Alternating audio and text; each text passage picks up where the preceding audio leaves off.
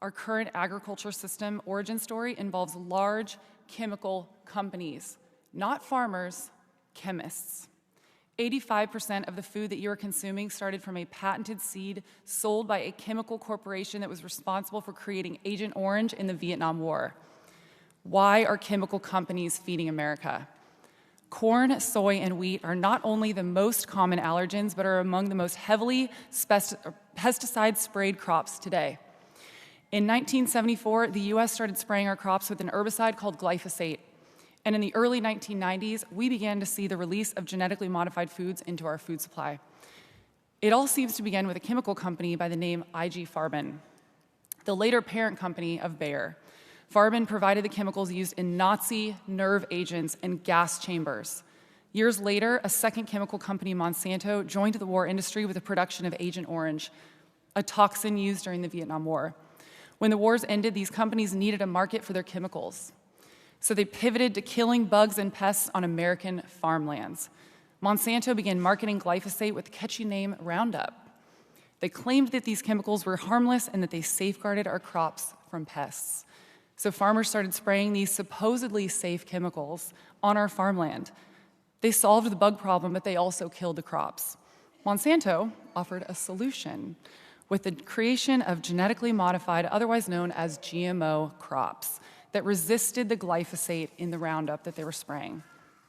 These Roundup-ready crops allow farmers to spray entire fields with glyphosate to kill off pests without harming the plants. But our food is left covered in toxic chemical residue that doesn't wash, dry, or cook off. Not only is it sprayed to kill pests, but in the final stages of harvest, it is sprayed on the wheat to dry it out. Grains that go into bread and cereals that are in grocery stores and homes of Americans are heavily sprayed with these toxins. It's also being sprayed on oats, chickpeas, almonds, potatoes, and more. You can assume that if it's not organic, it is likely contaminated with glyphosate. In America, organic food by law cannot contain GMOs and glyphosate, and they are more expensive compared to conventionally grown options. Americans are being forced to pay more for food that isn't poisoned.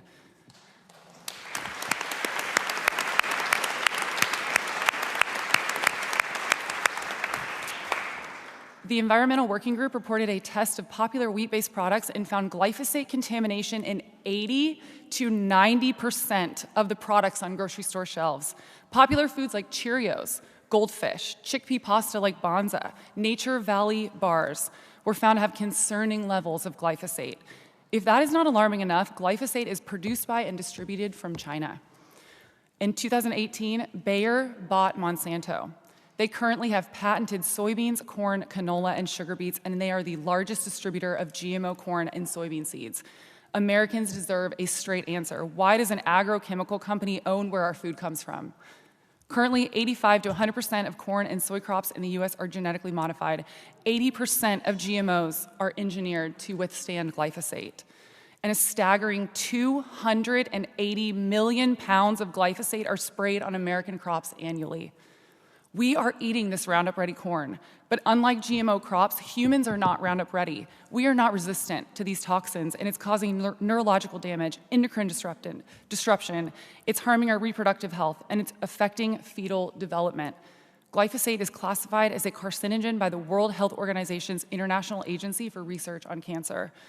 It is also suspected to contribute towards the rise in celiac disease and gluten sensitivities. They're finding glyphosate in human breast milk, placentas, our organs, and even sperm. It's also being found in our rain and our drinking water. Until January of 2022, many companies made efforts to obscure the presence of GMOs and pesticides in food products from American consumers. It was only then that legislation came into effect mandating that these companies disclose such ingredients with a straightforward label stating made with bioengineered ingredients, but it's very small on the package. Meanwhile, glyphosate still isn't labeled on our food. Parents in America are unknowingly feeding their children these toxic foods. Dr. Don Huber, a glyphosate researcher, warns that glyphosate will make the outlawed 1970s insecticide DDT look harmless in comparison to glyphosate. Why is the US government subsidizing the most pesticide-sprayed crops using taxpayer dollars? These are the exact foods that are driving the epidemic of chronic disease.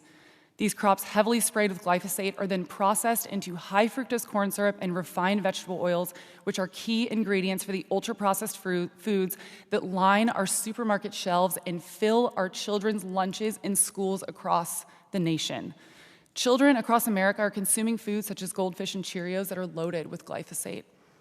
These crops also feed our livestock, which then produce the eggs, dairy, and meat products that we consume. They are in everything. Pick up almost any ultra-processed food package on the shelf, and you will see the words "contains corn, wheat, and soy" on the ingredients panel. Meanwhile, Bayer is doing everything it can to keep consumers in the dark while our government protects these corporate giants.